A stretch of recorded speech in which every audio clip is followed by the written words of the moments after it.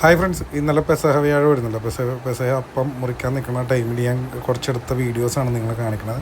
ഇതെന്താ കാണിക്കണമെന്നും കൂടി ഞാൻ പറയാം കേട്ടോ. ഇത് മിക്കവർക്ക് അറിയാതിരിക്കും, എന്നാലും ഇതെന്തിനെടുത്തതെന്ന് വെച്ചാൽ ആദ്യം ഞങ്ങൾ വീട്ടിൽ എല്ലാവരും കൂടി അപ്പം മുറിക്കുകയുണ്ടായി. ശേഷം അത് കഴിഞ്ഞ് ചേട്ടൻ്റെ വീട്ടിലേക്ക് പോയി. അവിടെ ചേട്ടൻ്റെ ഫാദർ ഇൻ ലോ ആയിരുന്നു അപ്പം മുറിച്ചെല്ലാവർക്കും കൊടുത്തത്. അപ്പോൾ സാധാരണഗതിയിൽ പണ്ട് തൊട്ടെന്ന് പറഞ്ഞാൽ മുതിർന്നവരാണ് ആദ്യം ഈ ഒരു മുതലിനെ പരിചയപ്പെടുത്താൻ വേണ്ടിയാണ്. അതെൻ്റെ അപ്പച്ചനാണ്.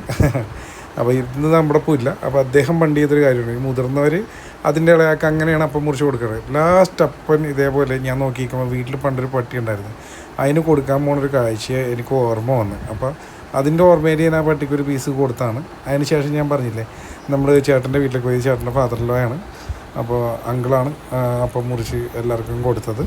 അദ്ദേഹം കണ്ടോട്ടാ. അപ്പോൾ അതിന് ശേഷം അവിടെ അപ്പാർട്ട്മെൻറ്റിൻ്റെ താഴെ ഒരു ഡോഗുണ്ട്, ടോട്ടോ അതിൻ്റെ പേര്. അപ്പോൾ ആൾക്ക് കൊടുക്കാൻ വേണ്ടി ഒരു പീസ് ഞാൻ അവിടെ നിന്നും കൊണ്ടുപോയി. അപ്പോൾ ഇത് എനിക്ക് അപ്പച്ചൻ്റെ ഈ ഒരു ഓർമ്മ വന്നു, കാരണം വീട്ടിൽ പട്ടിയുള്ളപ്പോൾ അതിനെക്കുറിച്ച് ഞാൻ പറയാം. ചിലവർക്ക് ഈ വീഡിയോ കാണുമ്പോൾ ചിലപ്പോൾ ഇഷ്ടപ്പെട്ടില്ല കേട്ടോ, കാരണം പെസഹ വ്യാഴത്തിൻ്റെ അപ്പമാണ്, അല്ലെങ്കിൽ പെസഹ അപ്പമാണ്.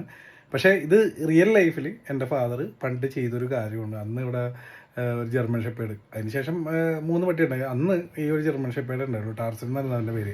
അപ്പോൾ ഈ എല്ലാവർക്കും ഇന്നൊരു ഓർഡറിലല്ല നമ്മൾ വീഡിയോ കാണിച്ചത്.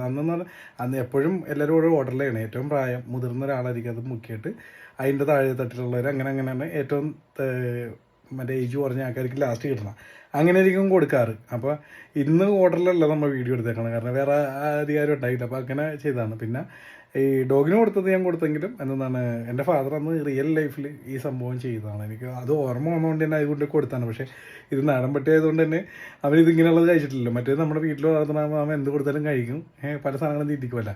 അപ്പോൾ അതുകൊണ്ടായിട്ടാണ് അത് കഴിഞ്ഞ് കഴിച്ചാൽ ഞാൻ നോക്കിയില്ല, അവിടെ ഞാൻ വെച്ചിട്ട് പോകുന്നായിരുന്നു. അപ്പോൾ ഞാൻ ആ ഒരു ഓർമ്മ എനിക്ക് ഷെയർ ചെയ്യണമെന്ന് തോന്നി നിങ്ങളുമായിട്ട്. പലർക്കും പല രീതിയിലെടുക്കാം അത്. അപ്പോൾ നെഗറ്റീവായിട്ട് കണ്ട ഞങ്ങളുടെ ഉള്ളിൽ അത് പോസിറ്റീവായിട്ട് തന്നെയാണ്, അതുകൊണ്ടാണ് ഞാൻ നിങ്ങളെ കാണിച്ചത് കേട്ടോ. ഓക്കെ.